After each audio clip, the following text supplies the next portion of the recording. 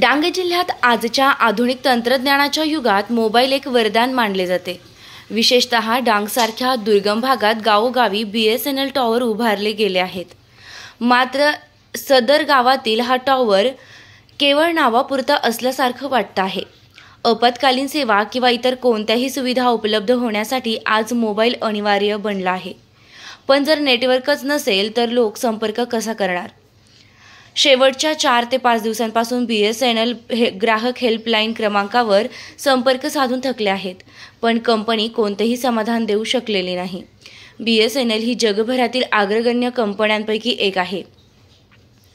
गुजरातमधील प्रत्येक कार्यालय, ग्रामपंचायत आणि कारखान्यांमध्ये हे नेटवर्क लोकप्रिय आहे। सुरुवातीला हा टॉवर चांगल्या 3G आणि 4G स्पीडसह कार्यरत होता, मात्र आता हे केवळ शोभेचा घटक बनून राहिलेला आहे।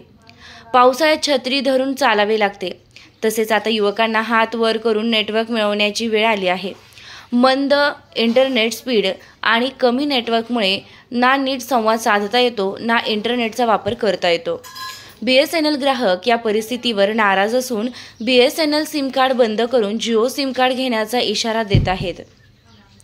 जर येत्या काही दिवसात नेटवर्कची गती आणि रेंज सुधारली नाही तर आजूबाजूच्या गावातील BSNL ग्राहक आपली सिम कार्ड पोर्टेबिलिटीमध्ये दुसऱ्या कंपनीच्या नेटवर्कशी जोडण्याच्या विचारात आहेत। रिचार्ज करूनही नेटवर्क आणि स्पीड मिळत नसेल तर रिचार्ज करण्यालाही काही अर्थ उरत नाही। वृत्तसंकलन रमेश महाला, डांग।